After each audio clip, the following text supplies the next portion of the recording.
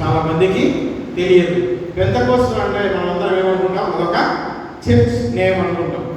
మరి పెంతెకోస్తు పండుగ ఎప్పుడు జరుపుకుంటారంటే ఈస్టర్ ఆదివారం తర్వాత 50 దినముల తర్వాత. ఎప్పుడంటే ఈస్టర్ తర్వాత 50వ దినమున ఈ పెంతెకోస్తు పండుగను మనం జరుపుకుంటాం. నూతన నిబంధన ప్రకారం, నూతన న్యూ టెస్టిమెంట్ పాటించే అందరూ పెంతెకోస్తు పండుగ అంటేనే పరిశుద్ధాత్మ మేడ మీద నుంచి దిగి వచ్చినటువంటి రోజులు పెంతెకోస్తు పండుగ అనుకుంటారు. కానీ యాక్చువల్గా పెంతెకోస్తు పండుగ అనేది పాత నిబంధన కాలం నుండి యూదుల పండుగ.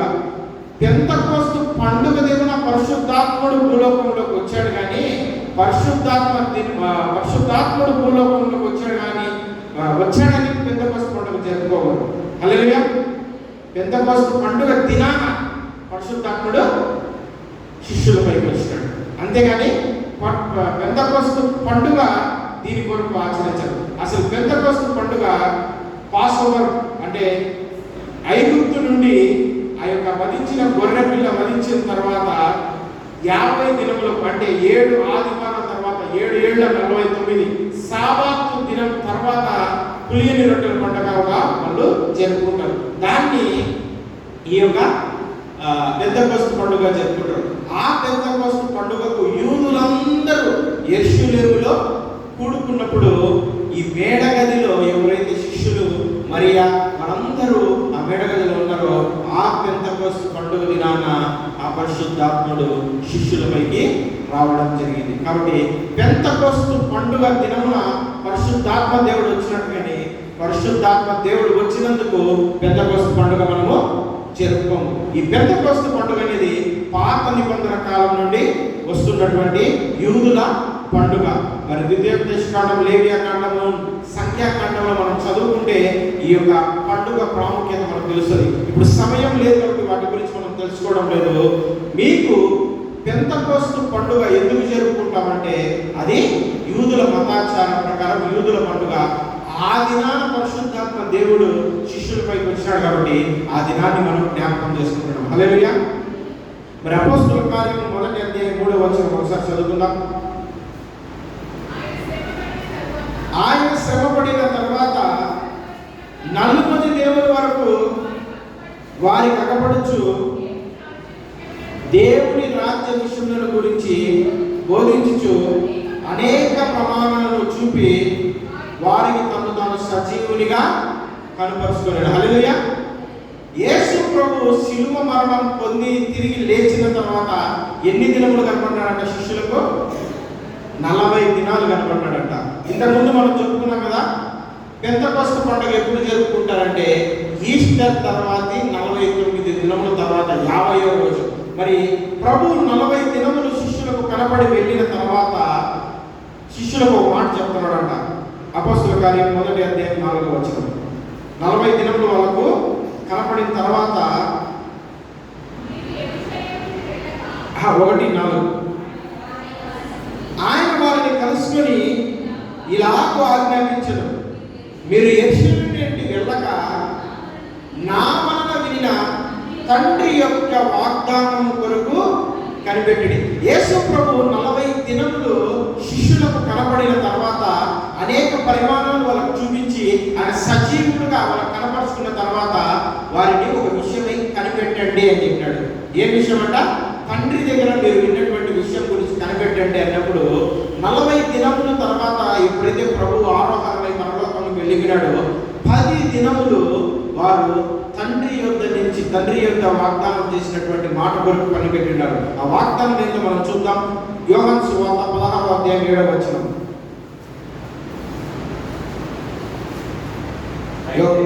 అయితే నేను మీతో సత్యం చెబుతున్నాను, నేను వెళ్ళిపోవటం వలన మీకు ప్రయోజనకరము. నేను వెళ్ళని యెడల ఆదరణకర్త మీ యొద్దకు రాడు, నేను వెళ్ళిన యెడల ఆయన మీ యొద్దకు పంపుతాడు. హల్లెలూయా. నేను వెళ్ళని యెడల మీకు ప్రయోజనకరం కాదు, నేను వెళ్ళిన యెడలనే మీకు ప్రయోజనకరం. ఎందుకంటే నేను వెళ్తేనే కానీ ఆదరణకర్త మీ వద్దకు రాడు. అందుకనే మీరు వెళ్ళి ఆయన కొరకు కనిపెట్టండి అంటాడు.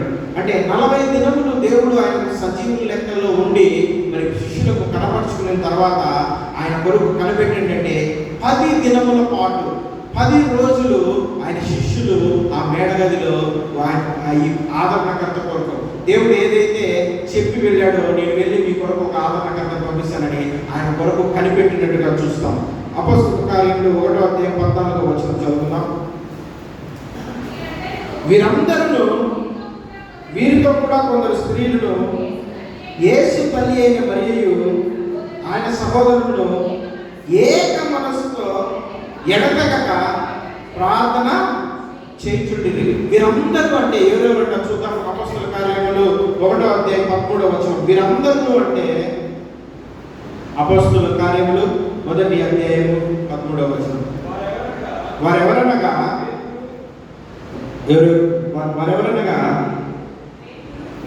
పేతురు, యోహాను, యాకోబు, ఆంద్రేయ, ఫిలిప్పు, తోమా, బర్తలోమయి, మత్తయి, అల్ఫయి కుమారుడు యాకోబు, బెలోతే అనబడిన సీమోను, యాకోబు కుమారుడైన యూదా. ఇంచుమించు 120 మంది ఆ యొక్క అపోస్తలుల మేడగదిలో ఏం చేస్తున్నారంట? కనిపెడతా ఉన్నారంట. కనిపెట్టడం అంటే ఏం చేస్తున్నారు? ప్రార్థన చేస్తారు. 10 దినములు యేసయ్య 40 దినముల తర్వాత ఆరంభమైన తర్వాత ఈ పెంతెకోస్తు పండుగకి ఎన్ని దినములు ఉంది? ఇంకా 10 రోజులు. ఎందుకంటే దేవుడు వధించబడిన తర్వాత, దేవుడు శ్రమపడి మరణం పొంది తిరిగి లేచిన తర్వాత 50 దినములకు ఈ పస్కా పండుగ వస్తుందని చెప్పుకున్నాం కదా. ఈ 10 దినములు వాళ్ళందరూ కలిసి ఏక మనసుతో ఎడతెగక ఏం చేసేవారు? ప్రార్థన చేసేవారు. ఈరోజు పరిశుద్ధాత్మ దేవుడిని మనం కూడా పొందుకోవాలంటే ఏం చేయాలా? ఎడతెగక ఏక మనసుతో ప్రార్థన చేయాలి. ఇక్కడ ఇంచుమించు 120 మంది 10 దినముల పాటు దేవుడు చెప్పినటువంటి ఆదరణకర్త కొరకు వాళ్ళు ఏం చేస్తున్నారు? ప్రార్థన చేస్తూ ఉంటే అపొస్తలుల కార్యములు 2వ అధ్యాయం 1వ వచనం చదువుతున్నాం.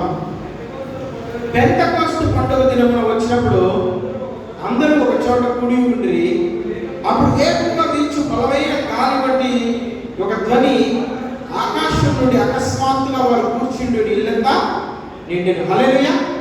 10 దినములు వాళ్ళు కంటిన్యూస్ గా ప్రార్థన చేసిన తర్వాత ఆ పెంతెకోస్తు పండుగ దినాన ఎవరు వచ్చారంట? పరిశుద్ధాత్మ దేవుడు ఒక బలమైన గాలి చేత ఆ గది అంతా నిండినారంట. హల్లెలూయా.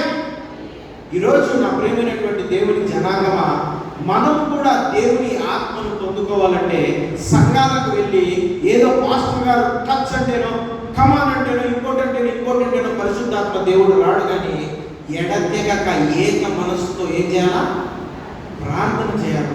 వారు తండ్రి పంపిస్తానన్నటువంటి ఆదరణకర్త కొరకు ఏం చేశారు? 10 దినముల పాటు కనిపెట్టుచూ ఉన్నారు. అంటే యేసయ్య చెప్పినటువంటి మాట తూచా తప్పకుండా ఆయన శిష్యులు చేశారు. 2వ అధ్యాయం 3వ వచనం చదువుకుందాం. మరియు అగ్నిజ్వాలల వంటి నాదకులు విభాగింపబడినట్టుగా వారికి కనబడి వారిని ఒక్కొక్కరి మీద వాళ్ళగా అందరూ పరిశుద్ధాత్మతో నిండిన వారై ఆ ఆత్మ వారికి శక్తి అనుగ్రహించిన కొలది అన్య భాషలతో మాట్లాడసాగిరి. హల్లెలూయా. ఎప్పుడైతే వారు ఏక మనసుతో ప్రార్థన చేస్తుంటే పరిశుద్ధాత్మ దేవుడు వారి మీదకి దిగి వచ్చిన తర్వాత వారికి ఏమొచ్చిందంట? 4వ వచనంలో వాక్ శక్తి ఏమొచ్చింది? శక్తి వచ్చి అన్య భాషలు మాట్లాడసాగిరి. ఈ అన్య భాషల గురించి నేను మాట్లాడదలుచుకోలేదు. ఎందుకంటే చాలా వరకు ఈ అన్య భాషల గురించి చాలా సంఘాలలో చాలా విధాలైనటువంటి అభద్రతా భావమును, అపవిత్రతను, మరి అదొక దెయ్యముల భాషగా దాన్ని చెప్తున్నారు. కానీ బైబిల్ని క్వశ్చన్ చేసే అర్హత, అధికారం ఏ సేవకుడికి లేదు. దేవుని వాక్యం ఏం చెప్తుంది? అందరూ పరిశుద్ధాత్మతో నిండిన వారే ఆత్మ వారికి వాక్శక్తి అనుగ్రహించిన కొలది ఏం భాషలతో మాట్లాడారంట? అన్య భాషలతో. అంటే ఈరోజు పరిశుద్ధాత్మని మీదికి వచ్చినప్పుడు ఏం మాట్లాడాలా? అన్య భాషను మాట్లాడాలి. అది పరిశుద్ధాత్మ దేవుడిచ్చేటువంటి ఒక వరం. అది హోలీ స్పిరిట్ గిఫ్ట్. దాని ప్రతి ఒక్క క్రైస్తవుడు అనుభవించాల్సినటువంటి గొప్ప ఆత్మీయమైనటువంటి వరం. ఈరోజు దాన్ని చాలా మంది నెగ్లెక్ట్ చేస్తున్నారు. కానీ పరిశుద్ధాత్మ దేవుడు పెంతెకోస్తు పండుగ దినాన ఈ లోకంలోకి వస్తానే చేసినటువంటి మొట్టమొదటి సూచన క్రియ అన్య భాషలు మాట్లాడటం. హల్లెలూయా. కానా వివాహంలో యేసు ప్రభు ఎలాగైతే ద్రాక్షారసం మంచినీటిని ద్రాక్షారసంగా మార్చింది మొదటి క్రియ అయిందో, పరిశుద్ధాత్మ దేవుడు ఈ లోకంలో మొట్టమొదటిగా చేసిన క్రియ అన్య భాషలు మాట్లాడటం. ఈరోజు అన్య భాషలు మాట్లాడటం క్రైస్తవుడికి గొప్ప శక్తిని దయచేస్తుంది. ఏం దయచేస్తుందంటే శక్తిని. అపొస్తలుల కార్యములు 1వ అధ్యాయం 8వ వచనం ఒకసారి చదువుకుందాం. అయినను పరిశుద్ధాత్మ మీ మీదికి వచ్చినప్పుడు మీరు శక్తి నొందుదురు కనుక మీరు యెరూషలేములోను యూదయ సమరయ దేశం అంతటను బుద్ధిగంతముల వరకు నాకు సాక్షులై ఉండరని వారితో చెప్పారు. పరిశుద్ధాత్మ దేవుడు మన మీదకి వచ్చినప్పుడు ఏమొస్తుందంట? శక్తి. ఈరోజు పరిశుద్ధాత్మ దేవుడు అంటే చాలా సంఘాలలో దాన్ని ఒక జోక్గా చేసేసినారు, దాన్ని ఒక నవ్వులాటగా చేసేసినారు. మరి అబద్ధ బోధకుల మధ్య అంచె దినాలలో తోడేల మధ్యకు గొర్రె చర్మము కప్పుకొని తోడేలు మన మధ్యలోకి వస్తాయి దేవుడి వాక్యంలో చెప్పినట్టు అనేక సంఘాలు పరిశుద్ధాత్మ దేవుడిని ఒక కామెడీగా చేసేసినారు. కానీ దేవుడు శక్తి, దేవుడు ఎప్పుడైతే పరిశుద్ధాత్మ మన మీదకి వస్తాడో అది మనకు దేవుని శక్తి. శిష్యులు యేసు ప్రభు చనిపోయిన తర్వాత ఏమైపోయినారంటే ప్రభు చనిపోయిన తర్వాత చెదిరిపోయినారు, భయపడిపోయినారు, బొంకినారు. అంటే యేసు ప్రభుతో 3.5 సంవత్సరాలు తిరిగి 3 సంవత్సరాల పరిచర్య చేసి యేసు ప్రభు చనిపోయిన వెంటనే, అంటే ఆ 3.5 సంవత్సరాలు ఎన్ని అద్భుతాలు! మరి మత్తయి, మార్కు, లూకా, యోహాను సువార్తలు ఆ 3.5 సంవత్సరాల పరిచర్య. అంటే 4 సువార్తలలో 4వ సువార్త అయినటువంటి యోహాను సువార్తలో ఆయన ఒక మాట రాస్తా అంటాడు, ఇంకా దేవుడు చేసిన కార్యములు నేను రాస్తే భూమి కూడా సరిపోదు ఆ కార్యాలతో. అంటే అన్ని సంవత్సరాలు దేవుడిని విట్నెస్ చేశాడు. They witnessed Christ with their own eyes. దేవుడిని తమ కంటితో విట్నెస్ చేసి అద్భుత కార్యాలు విట్నెస్ చేసి కుంటివారిని చనిపోయిన వారిని, లాజర్ని, ఆ యొక్క యాయిరు కుమార్తెని ఇంకా చెప్పుకుంటూ పోతే అనేకమైన అద్భుతాలు చూశారు. కానీ దేవుడు చనిపోతాను ఏమైపోయినారు? చెదిరిపోయినారు, భయపడిపోయినారు, పొంకినారు, నాకు దేవుడు తెలియదు అన్నారు. ఇటువంటి స్థితిలో వారు శక్తి పొందింది ఎప్పుడు? పెంతెకోస్తు పండుగ దినాన, ఎప్పుడైతే పరిశుద్ధాత్మ దేవుడు వారి మీదకి దిగి వచ్చాడు. హల్లెలూయా. ఒకసారి గట్టిగా చెప్పండి కొడతాం పరిశుద్ధాత్ముడికి. చెదిరిపోయిన వారిని, భయపడిన వారిని, బొంకినటువంటి వారిని నిలబెట్టినటువంటి శక్తి పరిశుద్ధాత్మ శక్తి. హల్లెలూయా. ఈరోజు నువ్వు నేను కూడా దేవుని అద్భుత కార్యాల సంఘంలో చూడొచ్చు.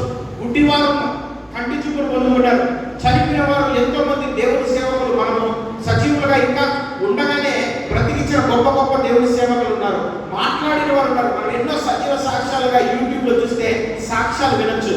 కానీ ఈరోజు ఆ యొక్క దేవుని శిష్యుల మాదిరి మనం ఏమైపోయినాము? చెదిరిపోయి ఉన్నాం, భయపడిపోతా ఉన్నాం. ఈ లోకంలో సమస్యను చూస్తే, అపవాదిని చూస్తే మనం ఏమైపోతున్నాం? గడగడ వణికిపోతున్నాం. ఈరోజు నీ సమస్య నుంచి నువ్వు విడుదల పొందాలంటే, నీ జీవితంలో నీకు ఉన్నటువంటి భయాన్ని నువ్వు పోగొట్టుకోవాలంటే నీకెవరు కావాలా? పరిశుద్ధాత్మ దేవుడు కావాలా. హల్లెలూయా. అపొస్తలుల కార్యములు 4వ అధ్యాయం 31వ వచనం చదువుకుందాం. అపొస్తలుల కార్యములు 4వ అధ్యాయం 31వ వచనం.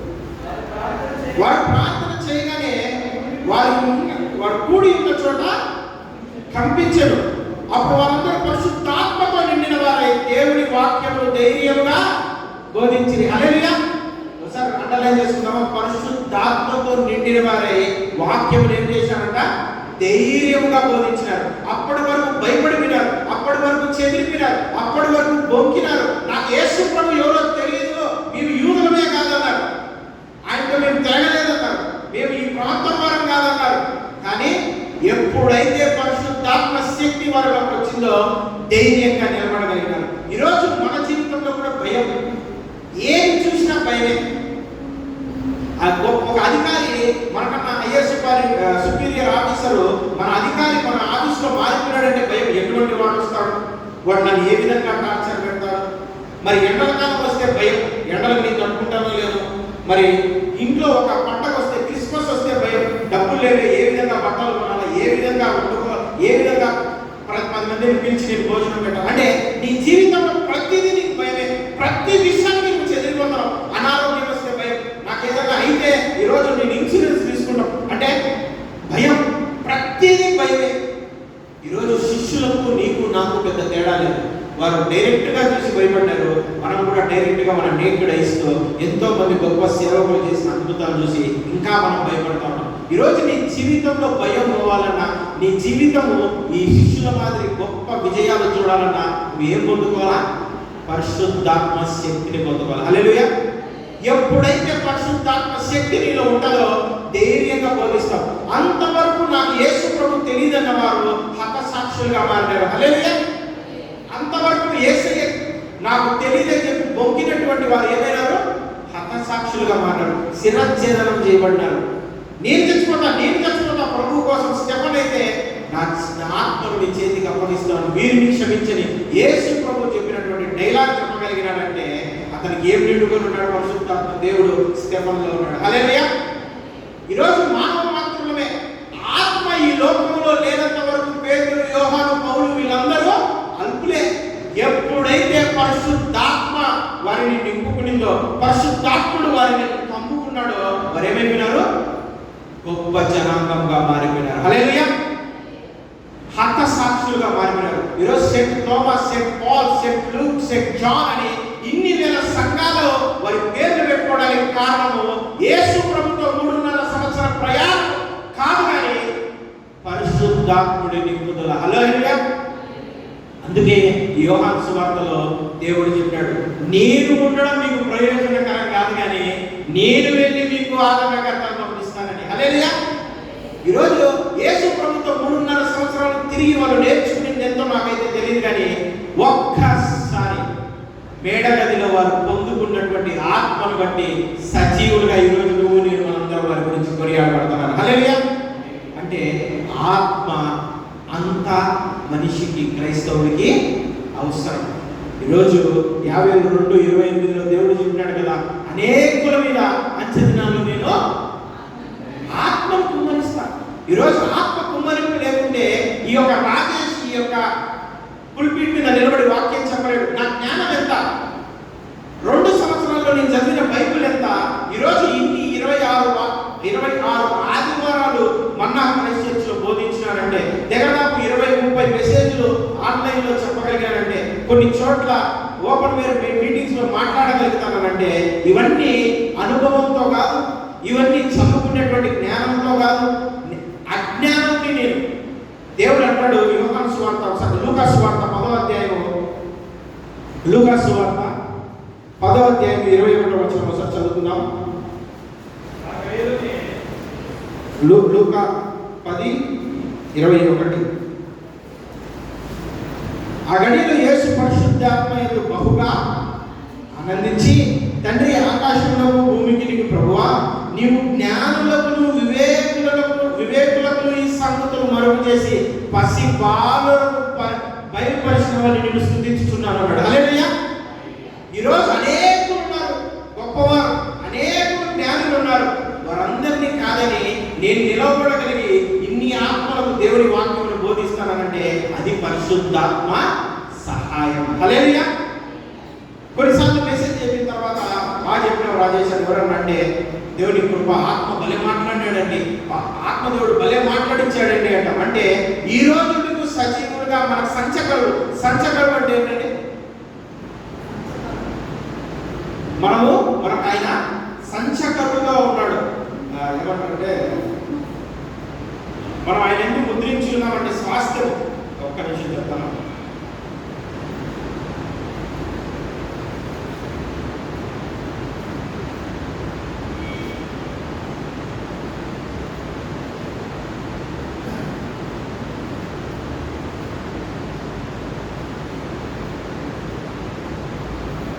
గ్యారంటీ అంట. సంచకరువు అంటే గ్యారంటీ. అంటే ఈరోజు మన జీవితాలకు గ్యారంటీ ఎవరు? పరిశుద్ధాత్ముడు. ఈరోజు మన జీవితాలకు ఒక గ్యారంటీని ఇచ్చేటువంటి దేవుడు ఎవరు? పరిశుద్ధాత్ముడు. అందుకనే చెదిరిపోయినటువంటి శిష్యులు, చెదిరిపోయినటువంటి యూదా ప్రజలు అనేకులు దేవునికి సజీవ సాక్ష్యాలుగా నిలబడగలిగారంటే వారికి వచ్చినటువంటి పవర్ ఎక్కడి నుంచి? పరిశుద్ధాత్మ దేవుడి నుంచి. అందుకే 2 తిమోతికి రాసినటువంటి పత్రిక 1వ అధ్యాయము 7వ వచనంలో ఈ విధంగా రాయబడి ఉంటుంది. 2 తిమోతికి రాసినటువంటి పత్రిక 1వ అధ్యాయము 7వ వచనం, దేవుడు మనకు శక్తియు ప్రేమయు ఇంద్రియ నిగ్రహం గల ఆత్మనే ఇచ్చను కానీ పిరికితనము గల ఆత్మనిలే. హల్లెలూయా. ఈరోజు ప్రతిదానికి మనిషికి భయం, ప్రతిదానికి ఏది చూసినా భయమే, చీకటి చూసినా భయమే, రాత్రి ఒంటరిగా ఉండాలన్న భయమే, ఒంటరిగా వెళ్ళాలన్న భయమే, ప్రతి విధము మనకి ఏమవుతుంది? భయం అవుతుంది. ఈరోజు దేవుడు ఆత్మ మనకు గ్యారెంటీ ఇస్తున్నాడు. దేవుడి యొక్క ఆత్మ మనకేమిస్తుంది? ఒక గ్యారెంటీ ఇస్తుంది. ఎందుకంటే నీకు ఇచ్చింది నేను బలమైనటువంటి ఆశ, ప్రేమ, ఇంద్రియ నిగ్రహం కలిగినటువంటి శక్తి గల ఆత్మనే కానీ పిరికితనము గల ఆత్మని కాదు. రోమా 8:15 కూడా ఒక మాట రాయబడి ఉంటుంది. రోమీయులకు రాసినటువంటి పత్రిక 8వ అధ్యాయము 15వ వచనం, ఏలైనగా మరలా బయటపడుటకు మీరు దాస్యపు ఆత్మను పొందలేదు కానీ దత్తపుత్ర ఆత్మను పొందింది. ఆత్మ కలిగిన వారమై మనం అబ్బా తండ్రి అని మొరపెట్టుచున్నాము. నా జీవితంలో నేను ఒక సాక్ష్యం చెప్పాలని ఆశపడుతున్నానండి. నా జీవితంలో నేను లోకంలో ఆనందిస్తున్న రోజుల్లో భయంకరమైనటువంటి అనారోగ్యంతో నేను బాధపడుతున్నప్పుడు ఏది చూసినా భయమే. రాత్రులు నిద్ర పట్టేది కాదు. అర్ధరాత్రులు భయంకరమైనటువంటి బాధ, భయం, భీతిలో ఉన్నప్పుడు ఇంకా లోకంలో ఉన్నటువంటి ట్రై చేసి అయిపోయిన తర్వాత అన్ని హాస్పిటల్స్ అందరూ పెద్ద పెద్ద డాక్టర్లను కలిసి ఒక గొప్ప ఏవైతే ఏషియా కంట్రీలోనే గొప్ప అయినటువంటి ఒక హాస్పిటల్ వెళ్ళి చూపించుకొని ఏమాత్రము ఏమంటారు మనసులో తృప్తి లేకుండా ఉన్నటువంటి దినాన నేను సేవలోకి రావడానికి, దేవుడికి నా జీవితాన్ని సజీవ యాగంగా సమర్పించుకోవడానికి నన్ను తోడ్పాటు చేసినటువంటి వాక్యము ఈ రోమా 8:15. ప్రభువా, నిజమైన దేవుడు నువ్వే అంటాడు కదా. చిన్నప్పటి నుంచి నేను వింటున్నాను, ఎన్నోసార్లు నువ్వు దేవుడు అని తెలుసుకున్నాను, కానీ లోకంలోనే ఉన్నాను. నువ్వే దేవుడు అయితే నన్ను ఈ యొక్క సమస్య నుంచి బయటపడే ప్రభువా అన్నప్పుడు ఈ రోమా 8:15 చదివినప్పుడు ఊఫర్ సౌండ్ ఎలాగైతే రీసౌండ్ అవుతుందో, గదిలో నేను నా భార్యనే ఉన్నాము, తను నిద్రపోతుంది, రాత్రి 3:15 మోకరించి నేను ప్రార్థిస్తానా, చెవులో మారిపోయింది, నేను దత్తపుత్ర ఆత్మనిచ్చినాను. నువ్వు మరలా భయపడేటప్పుడు నీకు దాస్యపు ఆత్మ నీలేదు, కానీ దత్తపుత్ర ఆత్మ ఇచ్చినప్పుడు నా రోమాలు నింపబడుచున్నాయి. 1.5 రోజులు రాత్రి పూట్ల నిద్రపోయేవాడిని కాదు నేను. ఎన్ని రోజులు? 1.5 సంవత్సరం రాత్రి నిద్రపోను. అందరూ నిద్రపోతుంటారు. నేను బయటికి వెళ్ళి ఆ లైట్లు వెలుగుతున్నటువంటి ఆ ఇంటి దగ్గర ఒక చర్చ్ ఉండేది. ఆ చర్చ్ క్రాస్, రెడ్ క్రాస్ ఉండేది. ఆ క్రాస్ను చూస్తూ ఉండేవాడిని. ప్రపంచమంతా నిద్రపోతుంది, నేను తప్ప అనుకునేవాడిని. అలా 1.5 సంవత్సరం నిద్రలేని రాత్రులు గడిపిన తర్వాత ఎప్పుడైతే రోమా 8:15 చదువుకున్నానో దేవుడు నాతో మాట్లాడాడు. ఆ రోజే నా జీవితాన్ని దేవుడికి నేను సమర్పించుకున్నాను. ఈరోజు మీ ముందర నిలబడి దేవుడి వాక్యాన్ని ప్రకటించగలుగుతున్నాను. హల్లెలూయా. అంటే ఈరోజు మన భయాల నుండి మనల్ని విడుదల చేయాలంటే మనకు కావాల్సింది ఏంటి? పరిశుద్ధాత్మ. అందుకని చెప్తున్నాడు, మీరు దాస్యపు ఆత్మను పొందలేదు కానీ ఏమాత్మను పొందినారంట? దత్తపుత్ర ఆత్మను పొందినారు. ఈరోజు మన శత్రువు మీద మనకు అధికారం ఇచ్చేది దేవుని ఆత్మ. లూకాసు వార్త 10వ అధ్యాయం 19వ వచనం ఒకసారి చదువుతున్నాం.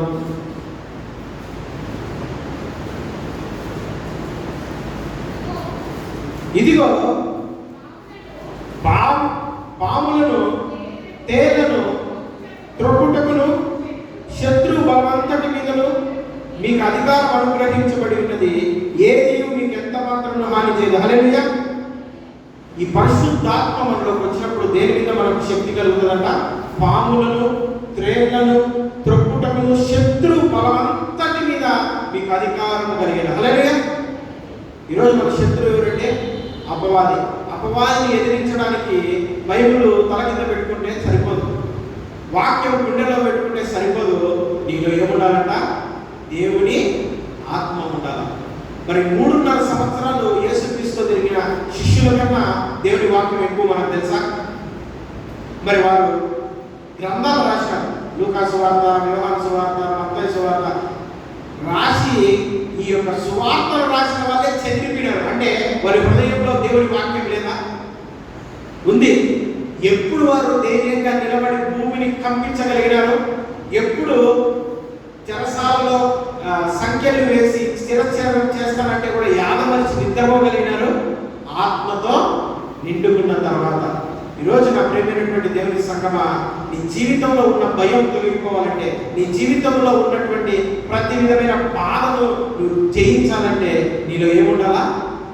ఆత్మ ఉండాలి. ఎప్పుడైతే పరిశుద్ధాత్మను పొందుకుంటావో నువ్వు నీ యొక్క శత్రు బలమంతటి మీద నీకేం కలుగుతుందంట?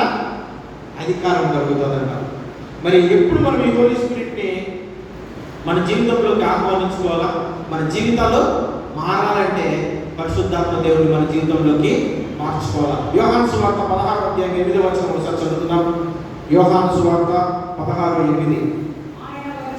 ఆయన వచ్చి పాపమును గురించి, నీతిని గురించి, తీర్పుని గురించి లోకమును ఒప్పుకొని. హల్లెలూయా. ఎప్పుడంట? ఆయన వచ్చి పాపమును గురించి, నీతిని గురించి, తీర్పుని గురించి లోకమును ఒప్పుకొని చేయరు. ఈరోజు పరిశుద్ధాత్మ దేవుడు నీలోకి వస్తేనే నీలో ఉండే పాపం పోతుంది. నేను ఈరోజు పాస్టర్ కాగలిగినానంటే నా జీవితంలో ఈ యొక్క రోమా 8:15 చదివి దేవుడు ఉన్నాడు అని నేను నమ్మిన తర్వాత పరిశుద్ధాత్మ ఒకరోజు శుక్రవారం ప్రార్థనలో నా మీదకి వచ్చినప్పుడు అంతవరకు నా జీవితంలో నేను ఎప్పుడు మాట్లాడని అన్య భాషలో అనర్వచనంగా గంటన్నర సేపు మాట్లాడటం జరిగింది. నా భార్య ఇది దేవుని ఆత్మ కాదు, దురాత్మే అని. ఎందుకంటే నా జీవితంలో ఎప్పుడు నేను సేవలో ఉండింది కాదు, ప్రభువులో ఉండింది కాదు, ప్రార్థన చేసుకునేది కాదు, ఎప్పుడు నేను దేవుడికి దగ్గరగా లేను. కానీ రోమా 8:15 చదివిన తర్వాత నేను దాస్యపు ఆత్మ కింద లేను, దత్తపుత్ర ఆత్మ పొందుకున్నానని శుక్రవారం ఉపవాసం ఉండడం మొదలుపెట్టాను. శుక్రవారం ప్రార్థన చేసుకోవడం మొదలుపెట్టాను. ప్రార్థన చేసుకోవడం మొదలుపెట్టి ఉపవాసాలు ఉండగానే దేవుడు నాకు ఇచ్చినటువంటి మొట్టమొదటి గిఫ్ట్ అన్య భాషలు మాట్లాడడం. ఎప్పుడైతే పరిశుద్ధాత్మ నాకు వచ్చిందో నా పాపముని నేను ఒప్పుకున్నా. అంతవరకు 3 సంవత్సరాలు నాకు గర్భఫలం లేదు. ఎప్పుడైతే ఆ రోజు శుక్రవారం నాకు ఇంకా గుర్తు మా ఇంట్లో నేను ఉన్నానో, ఆత్మను పొందుకున్నానో, ఆ రోజే నాకు ఆత్మలో దేవుడు ఒక చెట్టి బిడ్డను చూపించాడు. ఆ రోజే నేను ప్రవచించడం జరిగింది. యోవేలు 2:28 ప్రకారము నా జీవితంలో అన్ని దేవుడు ఎప్పుడైతే ఆత్మలోకి వచ్చిందో అన్ని జరగడం మొదలుపెట్టాయి. నా జీవితంలో గర్భఫలం వచ్చింది. నా యొక్క పాపము నేను పరిశుద్ధాత్మ దేవుడు ఒప్పుకొని చేశాడు. అంతవరకు ఎక్కడో ఎడత చేతిలో చర్చిలో కూర్చునేటువంటి వాడిని పరిశుద్ధాత్మ దేవుడు నాలోకి వస్తేనే ఇలా ముందుకు వచ్చి ప్రకటించడం మొదలుపెట్టాను. హల్లెలూయా. ఇంత గొప్ప విజయం అంటే లైఫ్ చేంజ్ కావాలంటే, నా జీవితం మారాలంటే ఏం చేయాలా? పరిశుద్ధాత్మ దేవుడు నాలోకి రావాలి. ఎవరైతే యేసుక్రీస్తు నమ్ముతారో వారేమైతారో నూతన సృష్టిగా ఎప్పుడు మార్చబడతారంటే, పేతురు, యోహాను, లూకా సువార్తలు రాసినటువంటి వారు యేసుతో ఉన్నంత కాలం నూతన సృష్టిగా మార్చబడాల భయపడుతూనే ఉన్నారు. యేసయ్య వెళ్ళిపోయినాక ఎప్పుడైతే ఆదరణకర్త వాళ్ళలో వచ్చినాడో వారు గొప్పగా మార్చబడ్డారు. హల్లెలూయా. అందుకే దేవుడు అన్నాడు, నేనుంటే మీకు ప్రయోజనంలా. ఈ మాట ఎవరన్నా అంటారంటే యేసుక్రీస్తు మాత్రమే అన్నాడంటే నేను ఉండడం వల్ల మీకు ప్రయోజనం లేదు, కానీ దేవుని ఆత్మ మీతో ఉండడము చాలా ముఖ్యము. తండ్రి ఆత్మ మీతో ఉండడం చాలా ముఖ్యము. ఆదికాండం 1వ అధ్యాయంలో ఒక మాట రాయబడి ఉంటుంది. In the beginning God made earth and heavens. తెలుగులో ఆదియందు భూమి ఆకాశములను సృజించను. 2వ వచనంలో దేవుని ఆత్మ ఆ యొక్క జలముల మీద అల్లాడుచుండెను అని రాయబడి ఉంటుంది. కానీ అందరికీ తెలియదు ఏంటంటే ఆ 1వ వచనానికి 2వ వచనానికి మధ్యలో బిలియన్స్ ఆఫ్ ఇయర్స్ జరిగినాయి. మనందరికీ తెలిసినటువంటి జలప్రలయం నోవాహు కాలంలో జరిగింది, కానీ నోవాహు కన్నా ముందు ఒక జలప్రలయం జరిగింది. అందుకే భూమి శూన్యంగాను నిరాకారంగాను మారిపోయింది. ఎక్కడన్నా దేవుడు ఈ యొక్క ఆదికాండం మనం చదివినప్పుడు చూస్తూ ఉంటాం. ఏమని చూస్తూ ఉంటాం? దేవుడు చేసింది మంచిగా ఉందని భావించాడు కనుక. అంటే దేవుడు ఏం చేసినా మంచి చేస్తాడు. మరి 1వ వచనంలో భూమి ఆకాశాలు చేసి దేవుడు 2వ వచనంకి వచ్చిన నిరాకారంగా, అంటే దేవుడు నిరాకారంగా చేస్తాడా? చాలా మర్మాలు ఈ యొక్క 1వ అధ్యాయం 1వ వచనంకు 2వ వచనం మధ్యలో దాగి ఉన్నాయి. ఇంగ్లీష్ బైబిల్లో ఉంటుంది ఆ యొక్క God spirit hovering on the waters అంటారు. హోవరింగ్ అంటే ఏంటంటే తన బిడ్డలను గడ్డ పక్షిరాజు ఎలాగైతే హోవర్ చేస్తూ ఉంటాడు, కాపాడుతూ ఉంటాడు, ఆ యొక్క గూడును అల్లాడిస్తాడు. మరి 1వ అధ్యాయం 2వ వచనంలో దేవుడు అల్లాడుచుండేనే ఉంటుంది. మరి అదే వచనం ఎక్కడ అల్లాడుచుండేది ఎక్కడ ఉంటుంది అంటే పక్షిరాజు తన గూడును అల్లాడించను ఉంటుంది. అంటే ఆ పక్షిరాజు ఆ గూడును అల్లాడించినప్పుడు ఏం చేస్తాయంటే ఆ పిల్లలు కింద పడిపోతాయి. కింద పడిపోయేటప్పుడు ఎగరడం నేర్చుకుంటాయి. వాటిని ఏం చేస్తూ ఉంటుంది, ఆ పక్షిరాజు పై నుంచి చూస్తూ కాపాడుతూ ఉంటుంది. ఎప్పుడైతే భూమి నిరాకారంగా మారిందో దేవుని యొక్క ఆత్మ వచ్చి ఆ నీటి మీద అల్లాడుచుండడు, హోవరింగ్ చేస్తూ ఉంటుంది. పిల్లలను ఎలాగైతే గద్ద నుంచి కోడి కాపాడుకుంటుందో ఈ భూమిని ఆత్మ కాపాడుతూ ఉంది. ఎందుకంటే నెక్స్ట్ ఆదాము రావాలి, ఒక సృష్టి ఉంది, ఒక సీజన్ మొదలు కావాలా.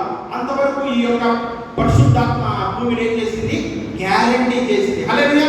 ఈరోజు నీ జీవితంలో కూడా ఒక నూతన శకం మొదలవ్వాలంటే పరిశుద్ధాత్ముడు నీలో ప్రవేశించి నీ యొక్క శరీరాన్ని, నీ యొక్క ఆత్మను, నీ యొక్క మనస్సును, నీ యొక్క హృదయాన్ని ఏం చేయాలా, గ్యారంటీగా గాడ్ చేయాలా, హోవరింగ్ చేయాలా, నీలో అల్లాడుచూ ఉండాలి. దేవుడి చిత్తమైతే ఏదో ఒక రోజు ఆదికాండం 1-2 వచనాలు మనము దేవుని చిత్తమైతే మనము దాని గురించి చర్చించుకుందాం. ఎందుకంటే ఎన్నో గూఢమైన సంగతులు మర్మాలు దేవుడు నాకు బయలుపరిచినప్పుడు నేను అనుకున్నాను, దేవా నా జీవితం ఎంత, నా కుటుంబం ఏ పాటిది అని దావీదు భక్తుడు అన్నట్టుగా నా జీవితం ఎంత, నేను ఏ పాటి వాడను.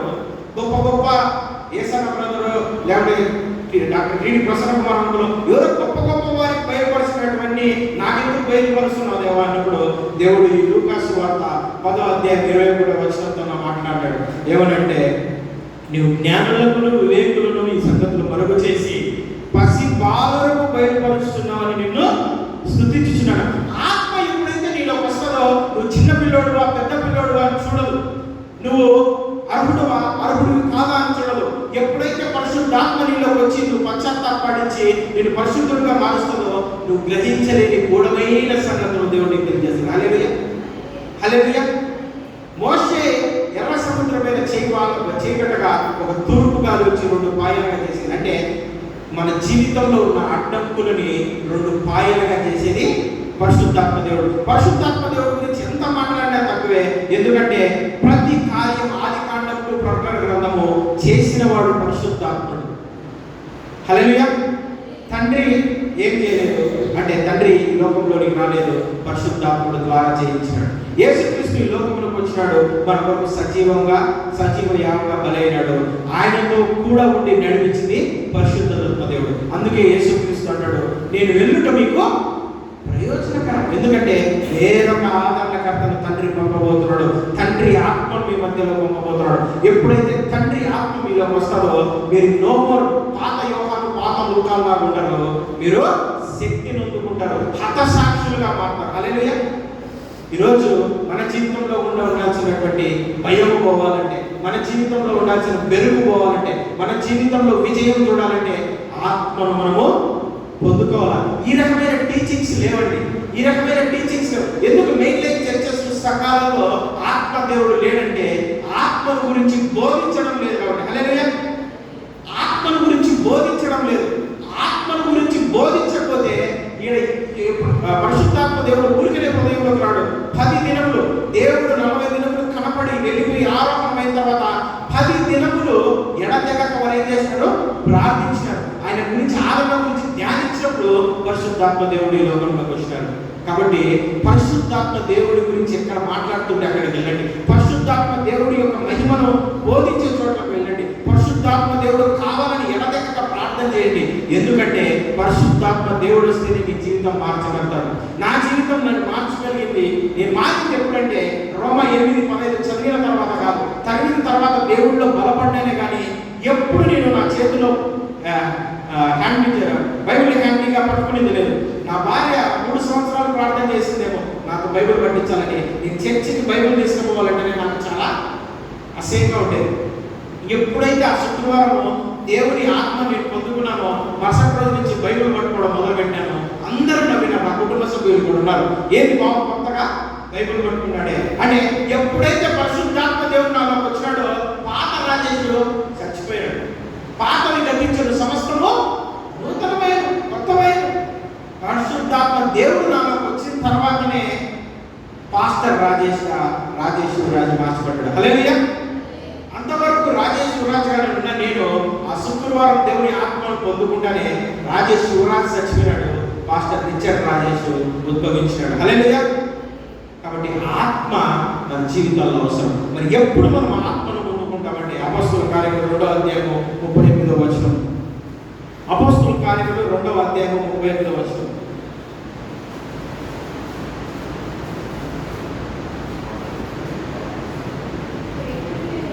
పేతురు, మీరు మారు మనసు పొంది పాప క్షమాపణ నిమిత్తం ప్రతివాడు యేసుక్రీస్తు నామములో బాప్తిస్మం పొందుడి, అప్పుడు మీరు పరిశుద్ధాత్మను వరుణ్ణి పొందుకుంటారు. హల్లెలూయా.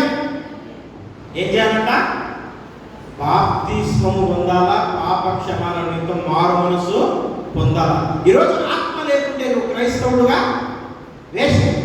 క్రైస్తవుడుగా నువ్వు ఆత్మ లేకపోతే ఒక మెయిన్ లైన్ చర్చి లాగే ఆత్మ లేకుండా ఊరికనే సంఘ కార్యక్రమాలు జరుగుతున్నట్టే. ఆత్మ ఉన్న చోటే ఉజ్జీవం ఉంటుంది, ఆత్మ ఉన్న చోటే చిగురు ఉంటుంది, ఆత్మ ఉన్న చోటే విజయం ఉంటుంది. ఈరోజు ఆత్మ నువ్వు పొందుకోవాలంటే ఏం చేయాలంట? పాప క్షమాపణ నిమిత్తం పశ్చాత్తాపడాలి. బాప్తిస్మం తీసుకొని వారు ఉంటే బాప్తిస్మం తీసుకోవాలా. ఏం తీసుకోవాలా? బాప్తిస్మం తీసుకోవాలా. ఎందుకంటే బాప్తిస్మం తీసుకుంటే నేను ఇలా ఏమొస్తానంట? చదువు అన్నమాట, పరిశుద్ధాత్మ వరములు పొందుతురు. లేదంటే నేను బాప్తిస్మం తీసుకుంటూ ఉన్నా కానీ దేవుడి ఆత్మను అనుభవించినాడు అంటే అన్యజనుల మీద కుమ్మరించినప్పుడు అనుభవమే ఉంటుంది కానీ నీలో కార్యం ఉండదు. హల్లెలూయా. దేవుడు వస్తాడు, నేను తాకుతాడు కానీ నీలో ఆక్షేపం వరకే, కార్యం ఉండదు. మన జీవితంలో కార్యం జరగాలంటే దేవుడి వాక్యం ఏం చెప్తుంది? బాప్తిస్మము నువ్వు తీసుకోవాలా. నువ్వు బాప్తిస్మం తీసుకున్న వ్యక్తి అయితే పాప క్షమాపణ నిమిత్తము పశ్చాత్తాపడాలా. ఎప్పుడైతే నువ్వు పశ్చాత్తాపడతావు, నీ బాప్తిస్మం తీసుకున్నా నా జీవితంలో పాపంలోనే నిన్న నా జీవితంలో ఆత్మదేవుడు రాలా. బాప్తిస్మం తీసుకున్నంత మాత్రం ఆత్మదేవుడు రాడు కానీ బాప్తిస్మం తీసుకున్న తర్వాత మన జీవితంలో పాప క్షమాపణ నిమిత్తం ఎప్పుడైతే ప్రాయశ్చిత్తంతో ప్రార్థన చేసి కన్నీళ్లు గార్చినాడో పరిశుద్ధాత్మ దేవుడు నాలోకి వచ్చినాడు. ఈరోజు దేవుడు యోహాను సువార్త 3వ అధ్యాయం 5వ వచనంలో మాట చెప్తాడు. యోహాను సువార్త 3వ అధ్యాయం 5వ వచనంలో చదువుకున్నాం. యోహాను సువార్త 3:5.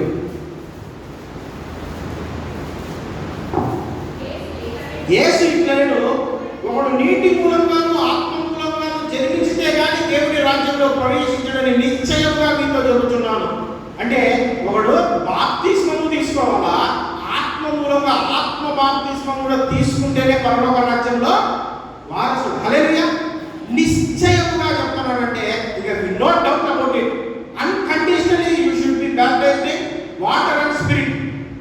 Who ever don't take baptize in spirit and water, దేవుని రాజ్యంలో వాడు ప్రవేశింపనేరడు. నిశ్చయం. ఎవరు చెప్పారంట మాట? యేసు ప్రభువు చెప్పాడు. ఇక్కడ పేతురు ఏమని చెప్తున్నాడు? బాప్తిస్మం పొందుడి, అప్పుడు మీరు పరిశుద్ధాత్మ వరమును పొందుకుంటారు. ఫ్రీ గిఫ్ట్ బాప్తిస్మం పొందుకుంటే. కొంతమంది అనుకుంటారు నేను మారి, నేను పవిత్రుడై, నేను యేసు ప్రభువు అయిన తర్వాత బాప్తిస్మం తీసుకుంటాను అనుకుంటాడు. మీరే మారి యేసు ప్రభువులు అయితే ఇంకా దేవుడు ఎందుకు? హల్లెలూయా. మీ సొంత శక్తితో మీరు మారలేరు. మీరు సొంత శక్తితో మీరు మీ జీవితాన్ని స్థిరపరచుకోలేరు. ఎప్పుడైతే బాప్తిస్మం తీసుకుంటాడో పరిశుద్ధాత్మ దేవుడి ఎంట్రీకి ఒక ఆగమనం ఉంటుంది. ఆయన మీలోకి వచ్చి మిమ్మల్ని మార్చడానికి ఆయనకు ఒక అవకాశం ఉంటుంది. ఎందుకంటే తండ్రి కుమార పరిశుద్ధాత్మ త్రియేక నామంలో మీరు ఏం తీసుకున్నారో బాప్తిస్మం తీసుకున్నారు. కాబట్టి మనం గమనిస్తే అపోస్తల కార్యంలో 120 మందికే ఆత్మ దిగి వచ్చింది. పెంతెకొస్తు పండగ అంటే ఇశ్రాయేలులో ఒకటే గుడి ఉండేది. అప్పుడు ఆ కాలంలో ఒకటే మందిరం. చెదిరిపోయిన వారందరూ ఎక్కడికి రావాలా? ఇశ్రాయేలుకే రావాలా. అంతమంది యూదులు అంటే పాదచారులు వచ్చిన వారే 6 లక్షల మంది. అంటే వారందరి పిల్లలు యూదులు ఎంతమంది అయ్యారండి? అన్ని కోట్ల మందిలో దేవుడు ఎంతమంది మీదకి వచ్చినాడు? 120 మంది. ఎందుకు పరిశుద్ధాత్మ దేవుడు 120 మంది మీదకి వచ్చినట్టే వారు బాప్తిస్మము పొందుకున్నటువంటి వారు, దేవుడిని విశ్వసించినటువంటి వారు, దేవుడి రక్తంలో కడగబడినటువంటి వారు. ఈరోజు పరిశుద్ధాత్మ దేవుడు మీ మీదికి రావాలన్నా, మీ జీవితాలు మారాలన్నా, మీ జీవితంలో నూతన క్రియ జరగాలంటే నీటి మూలముగా ఆత్మ మూలముగా బాప్తిస్మం పొందుకోవాలి. నీటి మూలముగా బాప్తిస్మం పొందుకున్న వారైతే మీరు ఆత్మ మూలముగా బాప్తిస్మము పొందుకోవాలి. ఆత్మ మూలముగా బాప్తిస్మం పొందుకోవడం అంటే ఆత్మను మనలోనికి రాణించడమే. నీ జీవితం ఎప్పుడు మారింది అంటే నేను చెప్పగలను. ఫలానా శుక్రవారం ఫలానా రాత్రి నేను ప్రార్థన చేసుకుంటే ఆత్మదేవుడు నాకు దిగొచ్చినాడు, నాకు హోలీ స్పిరిట్ గిఫ్ట్ అయినటువంటి అన్ని భాషలు ఇచ్చినాడు, నా జీవితం మారిపోయింది, మరుసటి రోజు నేను బైబిల్ పట్టుకున్నాను, తర్వాత నా జీవితాన్ని దేవుడు క్రమక్రమాన ప్రతిరోజు చెప్పుతూ మారుస్తూ ఈరోజు ఇక్కడ నిలబెట్టాడు. ఇంకా దేవుడిలో నేను ఆత్మలో ఉంటూ ఇంకా నా జీవితాన్ని మారుమనసు పొందుకుంటూ నేను ఎక్కడికి వెళ్ళగలదా?